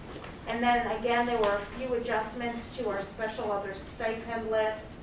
We are looking to offer the Williamsburg trip this year, but for 8th graders, because they were not able to take that last year. So we need to pay a faculty member to help coordinate that, as well as a few revisions to the spring coaches roster. So I ask you to consider items A through N. Do we have any questions or comments? Move. May I have a motion to approve items A through N? Move. Second. All in favor? Aye. Motion passes. Thank you, Dr. Kelly. Dan? I'll start with the updated risk assessment and recommended audit plan. The audit committee met with the team from Acune Partners to review the updated risk assessment as required by the New York State Comptroller regulations. Acune Partners interviews our staff, administrators, and select board members in updating their risk assessment. All rating categories were consistent with prior years, with 4 categories improving slightly, while the government aid and grants increased slightly as we are seeing more federal aid in the current year with COVID aid, et cetera. And the recommended focus area for internal audit is purchasing and accounts payable this year, and the audit will commence immediately. Do you want to mention the cyber? Yes, we also discussed at the audit committee meeting the possibility of having another cyber audit. I think, you know, we last did a technology audit a couple of years ago, but I mean, that's like, that's light years in the way things are moving now, literally. So we're looking into commissioning an audit of really any vulnerability or penetration that we might be vulnerable to. Yeah, you're going for an RFP, is that Yeah. correct? Yep. And we're also doing RFPs for both an internal auditor and an independent auditor as required every 5 years. So a lot of auditing activity coming up. So we have a motion to approve the risk assessment. Is it included in your agenda? So moved. Jack? Second. Thank you. All in favor? Aye. Any opposed? Motion carries. Dan, anything else on your side? Well, February results are in. The projection for the current year is still calculating a little over 500,000 in surplus, which is about 1%. In general, expenditures should be more accurately projectable in the next report, as the settlement with the BTA teachers contract is to be executed and implemented by the end of this month. I want to really thank Tony Hernandez, our payroll clerk, and Barbara Vitaliano, our personnel assistant, because a middle of the year settlement is very complicated, and these are the two who really implementing this change in the middle of the year at the ground level. Send them our thanks. Will do. And this settlement is around the range initially anticipated, so I don't see a significant additional surplus arising from any changes of this settlement. And let's see. And the surplus of this year is really driven by revenues more than expenditure savings. So we'll get the $500,000 to offset the tax levy for next year. No concerns? Don't think, yeah, no concerns. No financial action items. Moving on to facilities, I also want to reiterate that it's great to see faces again, but staff and students preferring or required to wear masks are more than welcome to do so. We are ready for spring activities. I just saw the first half of a lacrosse game out there. The new mats are out by the track. We are, however, getting a little squeezed on baseball field availability. We use Scout Field, and the county is also offering Scout Field to a Yonkers school this year that's in the mix. You know, when the Concordia transaction finally works itself out, you know, we want to try and pry that field, or use of that field if we can. We don't know if Iona intends to keep it a baseball field or not. They really let it go. It looks terrible. I know. Yeah. We would maintain it. Yeah. So if anybody has contacts with Iona who can put us in touch with a good word, we'd appreciate it. Let's see, we're also closing out the building project over the next month or two, and there's no facilities action items. Great, thank you, Dan. On to agenda item 10, I believe all the board committee meetings that met have already talked about, so we're good to go there. So our next meeting is, oh, sorry? Sorry. There is. Strategies and curriculum. Oh, strategy and curriculum, I Yes. apologize, thank you. We had a quick meeting. We also had a number of guests. We went over 3 different units. A follow-up on the child soldiers unit, which is in the 8th grade, a civil rights unit in the 5th grade, and a week of service at the high school. And your next meeting has it been scheduled yet? No. No, okay. Just- But the 3 of us will be going to the April 5th, I think that's the right date, Correct. meeting. Correct, okay. Good, thank you. Not as a committee, but the 3 of us will be going. Ex officio. Great, thank you. Our next meeting is on April 19th. It is our regular meeting, just so you know. And so now we turn to the point of public discussion. As I mentioned at the beginning, it is unusual for us to have such a large crowd. So once again, thank you very, very much. This is an opportunity for us to hear from you on your views. We really do welcome these this time because it is our chance to not only learn from you, but to look at issues from almost 360 degrees. So thank you for your participation. Because we do have so many people tonight, I would invite you to keep your information for us very concise so that we have opportunity for everybody to speak. If you find that the speaker before you has expressed your point of view, that's good. We're listening to each one of those. I'm going to hope that we can limit this to an hour. We'll see how we do though. Tom says that he better. So I was going to share with you that Tom sent out an email today about a Michigan school board. Michigan, yeah, no, the board president choked another board member. Yes. And it was awesome. I had a video of it. Yes, I just keep imagining who's choking who. Anyway, Jen sent it to me, and I shared it with everybody else, so I'm not the bad guy here. Okay. And I'm certainly not inviting choking. Okay, good idea. And I also say, if you have comments or questions about particular individuals, please address them. Meet with Roy privately on those issues, just out of courtesy and respect to others. And we're always available to answer any questions that you have offline as well. So with that, open it up. Please ask you to tell us who your name, of course, and Don Bringle, a dear friend. Thank you, Arlene. My name is Don Bringle. I have 2 7th graders in the school, and a boy and a girl. Thank you for allowing me just to address the board. I appreciate it very much. I think a couple comments, I think, from both Toms regarding the presentation from the search firm. And I think the thing that interests me is that I feel the same way about what was presented. Those could apply to any school in Westchester County. They could apply to any school probably anywhere. They're all very good comments, but I think any superintendent would want to live up to all 5 of those. So my question is, and Arlene, you asked me not to put anybody on the spot, but I'm going to try. I don't know if Roy or Jack have been questioned by the search firm in particular, but I think for all of us, we would like to know, apart from those 5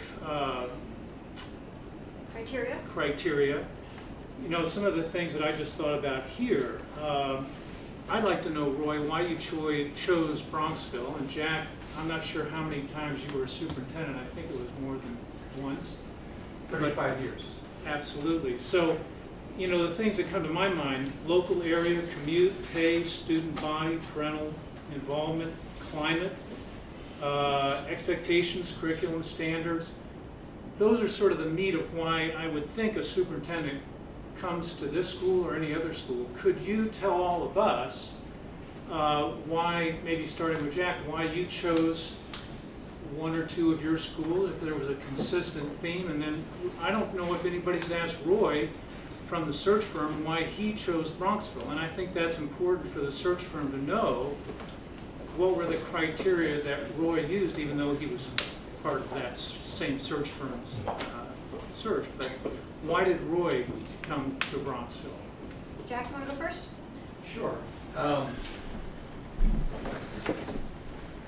We're only trying to find one person. It'd be nice if we have several really good people to choose from, but we're not really interested in 100 candidates We're interested in finding the right person. And I'm going to pick up on the sort of opposite side of Tom's question. Highly involved community, high expectations, the idea of moving to the next level. There are communities that talk about that, but they're perfectly happy to be where they are on the list of nationally ranked school districts. There's a level of complacency. They don't say they're complacent, but they are. To me, what's exciting about Bronxville is that there has been a tremendous amount of change. We are a substantially better school district today than when our children went to this district, substantially better. And if you are somebody who is really interested in pushing out the envelope, that makes this exciting. That's where those words have a different meaning. To me, the words don't mean that much, and I appreciate the wordsmithing that went on. There's nothing wrong with that.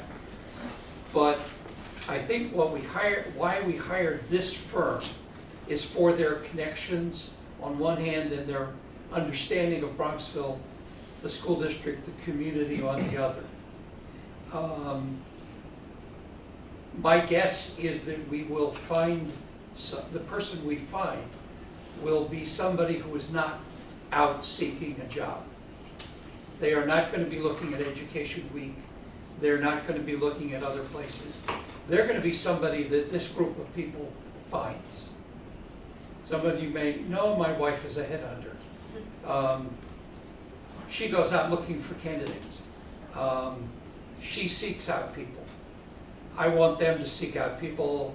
The conversation passed me, but I wanted to ask them that question. And the people that they find who are excited about Bronxville and the opportunity it offers somebody professionally are not about commuting, not about those other things. They're really about pushing out the envelope. And if somebody's not, I hope they don't apply. I mean, really, this should be exciting to somebody. Somebody should hear Marty or Susan or Chuck talk and say, wow, that is a great opportunity. I'm having a terrific time where I am, but this is a great opportunity. So I hope that answers your question. I went to different places for different reasons, but I was always driven to be pushing the envelope out. So that was your consistent theme then? Yeah. Yeah, so I did have a chance to speak with the search consultants, actually. And I have too. And it's, you know, it's interesting because you really want to say about Bronxville, it's hard to say in an ad. You know, and to Jack's point, the words for somebody for a superintendent, you're going to find similar things in other districts. But Bronxville does carry a reputation. And for me, it was the reputation of Bronxville, the community, the uniqueness of the K-12 building, which was said. But it was about the work. It was about the promise. It was about, for me, the fit that I felt where I wanted to do, the kind of work that I wanted to be engaged in, fit in well with what I was learning about Bronxville and Bronxville Promise. So it was that, and I felt I could come in and had a very similar philosophical makeup about education, and it seemed right to the right place. But the other thing I want to add is, you know, when superintendents go out looking for another job, they're going to pick up the phone and call me. Because I'm retiring. If I was being fired, they may not call me, or they might. But they'll pick up the phone and talk about it. And when you go in for an interview, it's almost, you know, I was interviewing Bronxville as much as I hoped they were interviewing me, because you wanted to make sure it was going to work. You know, as an experienced superintendent, you're not going to leave a place to leave it. You want to make sure it's going to, you know, be a good opportunity. So those kind of things combined, and reputation and speaking with colleagues, that's what attracted me. And the tennis outfit. right? And Tom's tennis outfit. It's a visual I'll never get out. And you actually came over from Jersey, right? I did. You lived, Well, still lived. I was working in New York at the time. You were in but Hastings, you were in I was Hastings, But right. prior to that, I 32 years in Jersey. Jersey. And Roy was the first one we interviewed. We was. And we didn't Super do the Bowl best. Sunday? Yeah, he never forgets that either. Yes, Super Bowl Sunday. Others? What school district did you come from? I'm sorry. Well, I was in Jersey? Hastings. Hey, I was in Ramsey? Jersey. I was in Ramsey. And I'll toot my own. I was 2012 Superintendent of the Year in New Jersey. Yay! I was in Ramsey. And you immediately left. Before they could catch up, Jack. The Ashley Barty. Correct. I saw somebody stand up and think, okay. Hi, Michael Chiramonti. I have a child in school. Thank you for allowing me to speak here. I personally participated in the process. I was in one of the focus groups, in-person focus group, and I think the consulting group did a very good job. Out of those, my question though is, out of those 5 paragraphs of criteria or specs, and they're all, important. I just want to make sure that that the board isn't losing sight of something very simple but critical, and that is academic excellence. Because let's face it, somebody can be a great communicator, but if the school's academics fall off a cliff and academic ratings plummet, that's not really that important at the end of the day. So I know there was some reshuffling. I'm not quite sure how you guys all worked that out, but I hope at number 1, at the top of that list of shuffling, is going to be a superintendent who's absolutely committed to academic excellence of this institution, and will not only keep it here and maintain it, but will try to improve it. That was number 1, and it'll stay number 1. Excellent. Thank you so Yeah. much. You know, you mentioned something. When I was in Portland, city of 50s, with 56,000 students in the school district, a group of us were sitting around talking about the mission for the school and the fact that almost no one pays any attention to it after it's written. And we started boiling it down. And we boiled it down as far as we could, and it was all students achieve, no excuses, no exceptions. I think that is non-negotiable. Excellence in the sense of every single kid achieving, not 20%, 30% getting APs and the rest of the kids falling off. It is every kid at achieving at a high level, at a competitive level, where they can go out into the world, not only college, but beyond, ready to contribute. As a person, as a citizen. And so that's where their track record becomes really important to us, right? So we Yeah. will make sure we'll go back and look at all of the districts that they've been to and look at their rankings and their AP rankings and all that stuff and make sure that they are of equal or maybe better. Well, And that Arlene- would cause us to and start. how Arlene, didn't we recently, in the last year or two, attain our highest rating in New York State ever? Under Dr. Montesano? I mean, and that we No, that's nationwide, I'm sorry. Nationwide, Yeah. we reached 99 actually. Yeah. so we Yeah. break the top 100 for Yeah. the first time. Right. And I'm going to take a lot of credit for that, of course. So, because I'm out of here in 3 months and 6 days. But That'll be 5 days. I have been on here for a little while, and it's, all kidding aside, that is never, academic excellence has never been out of anybody that I've dealt with at this school, not once ever, out of their sight. It just hasn't.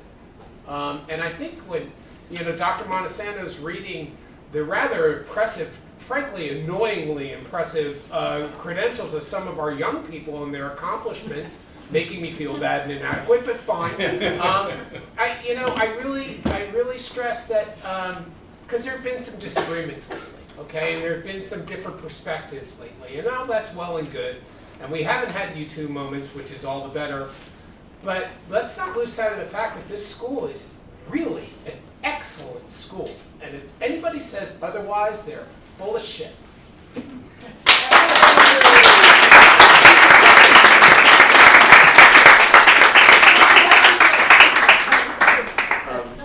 Hi, members of the board. My name is Liam Parody.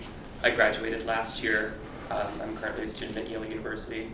I wanted to thank you for letting me speak, and for two quick things. I wanted to highlight, first of all, how grateful I am for Dr. Montesano and how great a job he did as superintendent, and how excited I am to see that Isabella is also staying beside her, as being able to, voice student opinion in the school.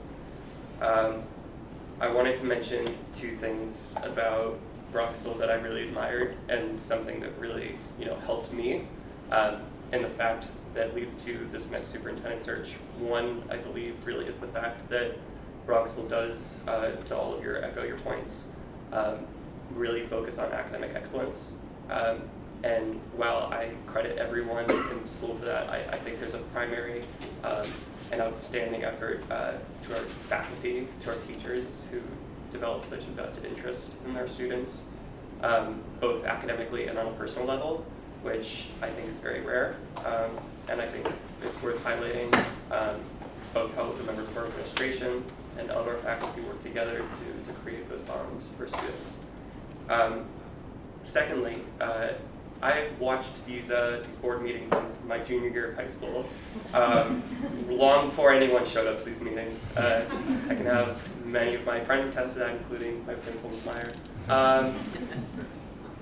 And I continue to still watch them, even at Yale. So as I was watching last month on Thursday, my typical board meeting, I was shocked to see there were so many people here. And I don't want to call anyone out, but there were a lot of, in my opinion, really nasty complaints against Dr. Kepke, who has, in my mind, and having worked with her on several occasions, been one of the greatest administrators I think I've seen in the district, period. Dr. Kepke, during COVID, was one of the first people to help try to suggest new policies and new events that our student body could do when it didn't seem like we could do anything. Dr. Kepke was honestly probably one of the leading factors to why our school continues to be, and still is, such a great success. And to the guidelines of curriculum, which are so important in our school, it was disheartening to see, such a flagrant attack on her judgment in instituting new policies for our curriculum. And while I think that's important, I think that underlying everything is the discussion of being a critical thinker. That's one of the tenets of the Bronxville Promise. And having written 6 essays on the Bronxville Promise, in critical thinking, and I can attest now at Yale, one of the primary things is being able to evaluate claims and gather evidence and make arguments. And in the discussion last month about whether or not topics of race and identity and diversity, equity, inclusion ought to be conducive in our curriculum, it almost felt in some way of some limitation on the things we could discuss in class. In fact, as a student at least, I know that being able to discuss these things broadly and openly in a community with my peers and with my family so close by is an experience that isn't modeled at a college or university when you leave. And to be quite frank, these conversations happen everywhere. And I think we'd be blind to say that they don't. So if we ought to, consider our children, if we want to remain a school of excellence in sending our students to prestigious universities and colleges across the country, education of this will be education of race, of sexual orientation, of a wide variety of equity and inclusion will be incredibly important.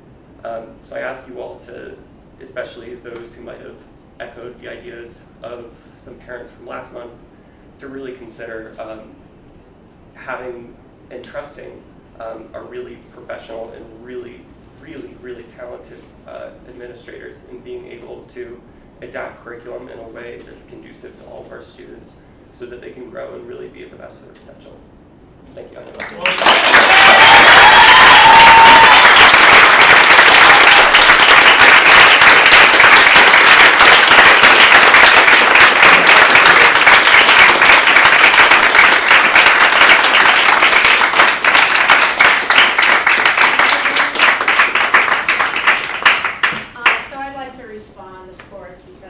Started a discussion about DEI, and did you sign to change that word petition? I did not know. So when I questioned Mara if critical race theory was going to be introduced into the school, she responded. I was concerned that white children were going to be taught that they were oppressors, and everyone else was going to be taught that they are the victims, and everything else would stem from there. So that was my main concern, because I don't want my son, who you might know, get this in his soul and in his mind that he is a bad person. He did not, murder George Floyd. Sorry. He was not around 400 years ago when slavery was prevalent in the world. I do not agree that we should not talk about race. Of course we should talk about race. In fact, I think Mara Kaki in one of her emails said that the school does an amazing job already about incorporating these principles in school. I mean, the people that promulgated the Change.org petition demanding critical race theory in school talked to her. They're the Bronxville Civic Reformers, and they were satisfied that the Bronxville school was doing a good job already. Okay. So that was my main concern. So when she responded to me, I didn't feel that she answered me 100%. So I filed the Freedom of Information law request with Dan Carlin, as I'm allowed to do. And I got some information, and I found out that this Hackman consultant was hired by the school to come in and speak to faculty and staff over many days along with Tavi Scruggs, Hussein, and talk about white supremacy and talk about how white teachers need to unpack their privilege, as if all white teachers are privileged. Are we talking about white people too, or just people that work in this district? I'm not sure.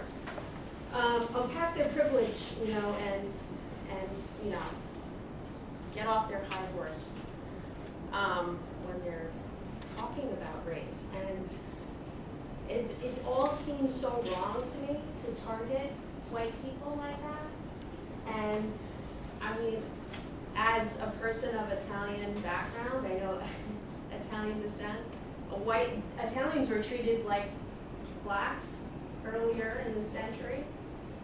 They were lynched in the South. They were not allowed to get jobs. They had problems.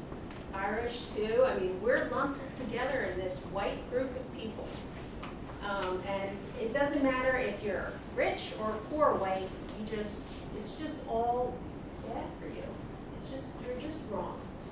And I really feel like when you're teaching kids that they're privileged, it's really hurtful to them. It's abusive. It's mentally, and I don't know how you feel about that. I mean, I know how you might feel about kids in this village, because a lot of them have come from money. But not all white kids come from money.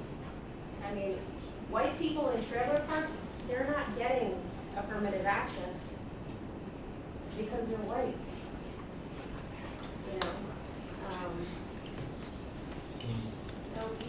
It's a big discussion anyway. It's a huge topic. And for little kids to be taught this, it's damaging. I think there's I sense fear in a lot of what we had last time, and also in some of your comments. I think the key is first to listen and really engage in a dialogue, and also to trust that we're all coming from a position of looking at what's best for our community. Nobody's out to sabotage, and we're coming from a place of trust. And I think the work that you're doing with the advisory group, I hope, helps to rebuild the trust, and I hope its central tenet is to listen to each other and understand that listening doesn't mean that you're going to agree with me. but at least I can listen to you and understand you. So thank you. Others? Oh, in the back, thank you. Thank you. My name is Cynthia Milton. I am a resident and a teacher in the high school. And We're going to have to ask you to speak really loud, sorry, or come up closer, thank you. all right, class. My name is Cynthia Milton. I am a high school math teacher and I'm also a resident, and this is my 19th year at Bronxville and my 42nd year teaching.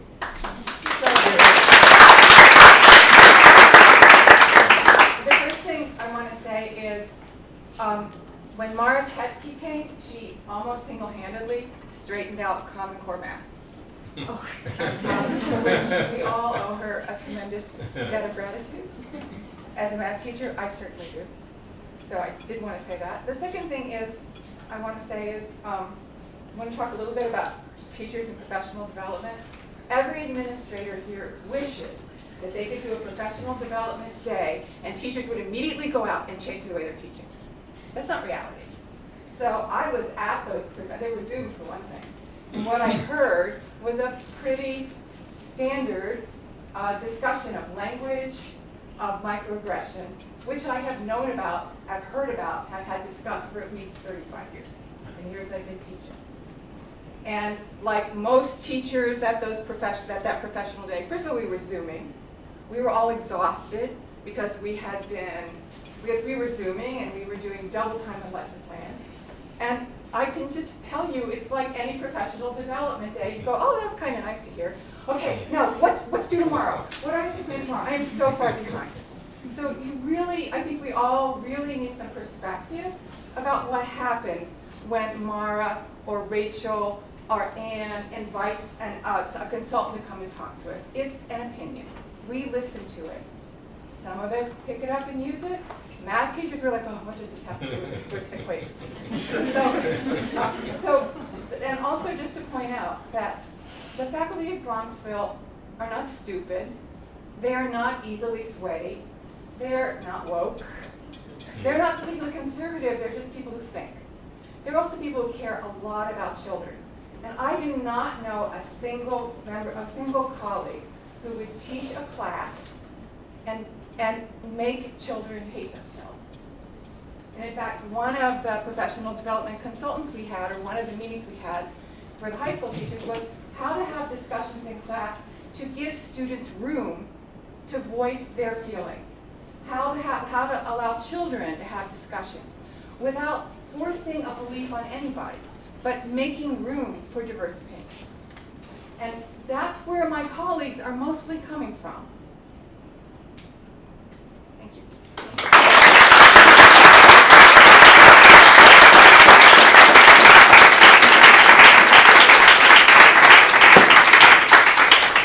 I'm Aaron Schaefer, a parent, have a child in school. Very encouraging, that's great. You know, one thing that's simple, like you don't fight racism with more racism. And so like that description that you just provided is great. So that's why it was so bizarre to have someone like Hakmat come into the school. Just didn't make sense. When we tried to get information around it, it wasn't transparent. Because her vision is not that, it's not an open discussion, it's racism, it's bigoted, it's hate. And you don't fight hate racism with more racism. Anyways, I was here for the search. So one of the points in the discussion group I went to was the trade-off between someone who has a long, successful track record, but then they're toward the end of their career, so they might not have a lot of time dedicated to Bronxville, and maybe because we're sad we're leaving so soon, so it seems like we just got here, right? And so versus someone who could come and dedicate a long time, right? And be here for 10 or 20 years. But that they'd be more youthful, more inexperienced, and how to balance those. And are we not looking at someone who's a potential young rock star, but could come in and have longevity here versus someone who's at the end of their career, but a very successful career, they could come in, but would be here for a limited time. So that trade-off, is that being looked at? Yeah, well, and it actually came up in the focus group, so I had spent some time with school leadership about that. And actually, the average age of a first year of a superintendent is 56. And that's because it is a job based upon experience, right?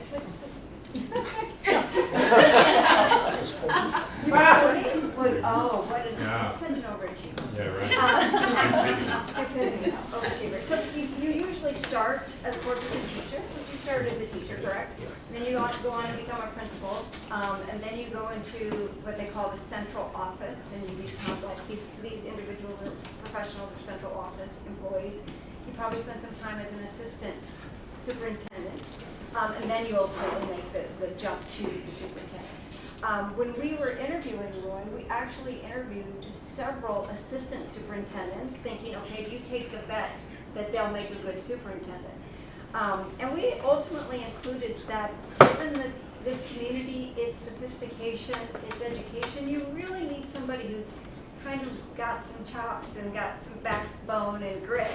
And that comes from experience. And so it is a trade-off that we have to make. I would just add as well, part of the reason for the later stage of life that people get to be superintendent is because there's more risk involved, right? Because other central office positions that exist, this is superintendents that have tenure. Superintendents don't have tenure. They work on 3, 4, or 5-year contracts that can be renewed or not renewed, depending on how things go. And you're always running the risk of board members changing, new board coming in, want to make a new change. So that goes into that as well. And certainly you made a good point, and it's a tough balance for the board to see.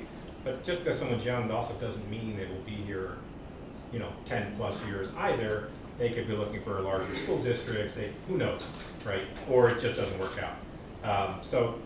I think it's more important to find the right fit, in my opinion, than necessarily an age thing. We met with younger people the last time around, and one of them was like right around that finalist group, right? Correct. And one thing I've learned is that there is a lot of mobility among superintendents for whatever reason. Jack's had like 35 jobs, but in all seriousness, there is a lot of mobility. It's also part of the balance is this isn't really a community where an on-the-job kind of thing can happen, right? We strike a balance, and we had an open mind on everybody, I think obviously we picked the right one, but the school leadership brought great candidates. They weren't great at the end of the day compared to Dr. Montesano. I'm going to have to do something awful to you, by the way, because I've been complimenting you way too much. Just wait for you to shoot. But frankly, they put some people in front of us who sucked, and we moved on from those people. So we had a broad variety of gender, of ages, of where they came from, points in their careers and stuff. They did a good job about putting bodies in front of us. So we had kind of a basis upon which to make a judgment. Others? Sir? Hi, good evening. My name is Bill Greeley, 30-year resident. My 2 kids are currently out of the school.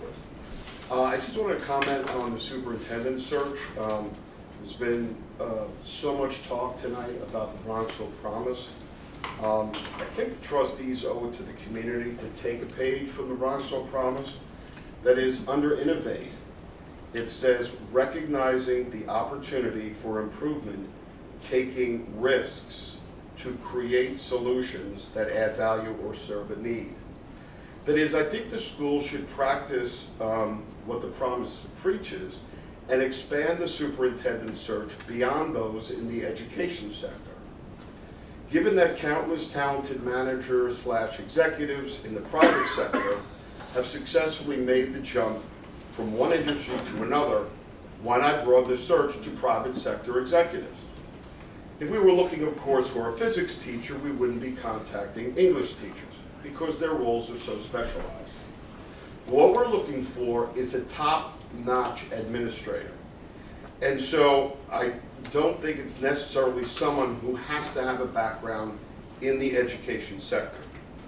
And in a word, I like to go fishing.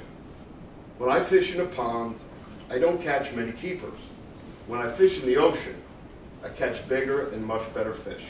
Thanks very much. If I could address that, Sure. because it came up in the focus groups as well.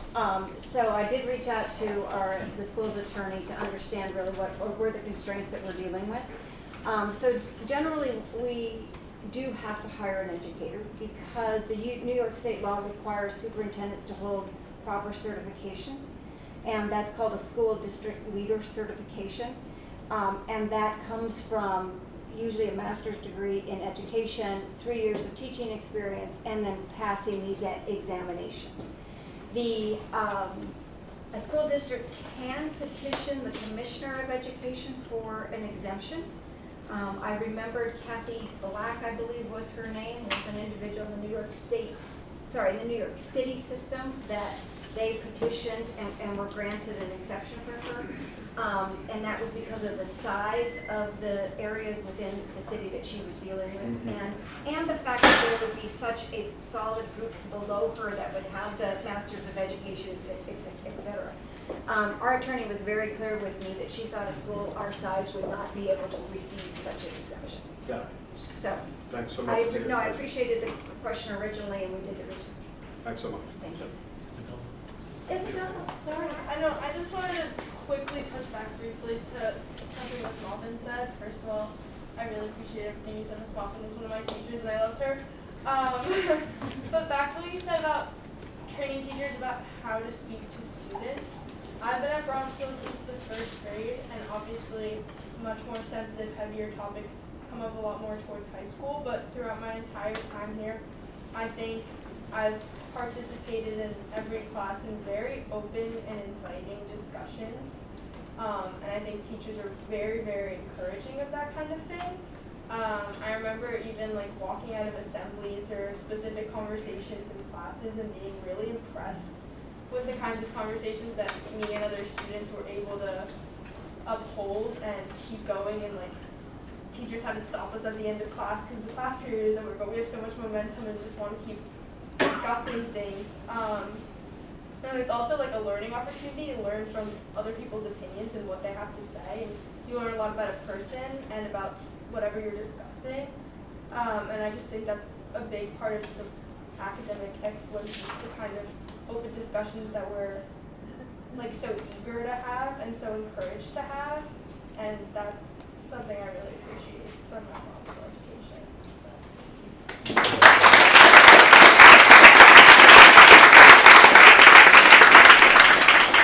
Other comments? Yes? I can't say it better than Liam I'm sorry, did. can you just say your name first? Oh, hi. I'm Jen Redman. My family's been in this school district for 11 years, and I have logged more hours in this school than I care to tell you all about. And so when I watched last week the previous Board of Ed meeting, and knowing that we're hiring a superintendent, I became a little worried that that somebody watching it might think that characterized the parents of our school, that just doesn't square with the experience that I've had or the experience that my children had. It doesn't square with Liam's experience. It doesn't square with Isabella's experience. It doesn't square with Ms. Maupin's experience. I mean, I have pictures of Tom Wilson playing dodgeball with the kids that I'm holding for another day. Seeing Miss Meyer go through challenge success, and like, if somebody told you that you worked in a really successful high school and then they told you that they were going to challenge the notions by which you were successful, and you said, yeah, I'm up for that work, that's Miss Meyer. Talk about how to raise an adult, and working with Mara to try to bring empathy and understanding through discussions over a book topic. She was a master of just, you know, coming together with parents and then presenting and encouraging discussion. It's just not what my experience has been. And I just wanted the teachers and our administrators to know that the parents, you have our respect, that you have our gratitude. And that apparently from the data collected, you have everybody else's, that's the spirit of our community. And it's important to say that out loud, in public. And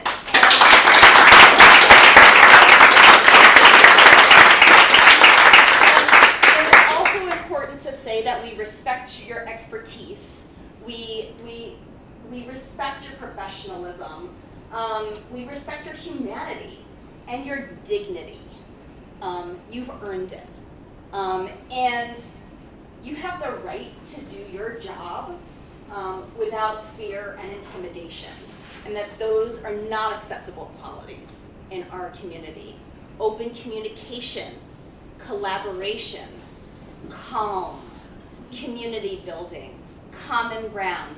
That is what we stand for. It's what happens in the playground. It's what happens on Park Place. It's what happens in our churches. It's what happens at our ES, MS, high school, PTA meetings.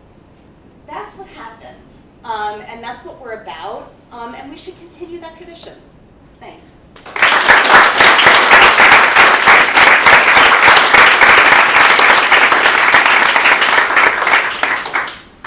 I'm Ted Harry. I'm a junior at high school, and I serve on the DEI committee for the high school. And I just wanted to kind of reiterate a lot of these sentiments expressed by my brother, by Isabella, by Ms. Moffitt. There's never been a time, especially in these committee meetings where there's teachers, students, and faculty, where I've ever felt any sense of white guilt, where I've ever felt like the word privilege was a word that came to attack who I am as a person. And I can't see how, I can't see how Dr. Keki is getting so scrutinized for this, and I don't know, I'm sorry. That's all.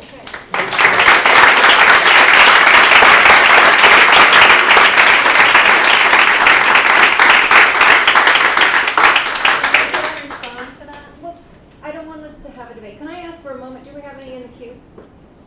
Any questions in the queue? Okay, thank you.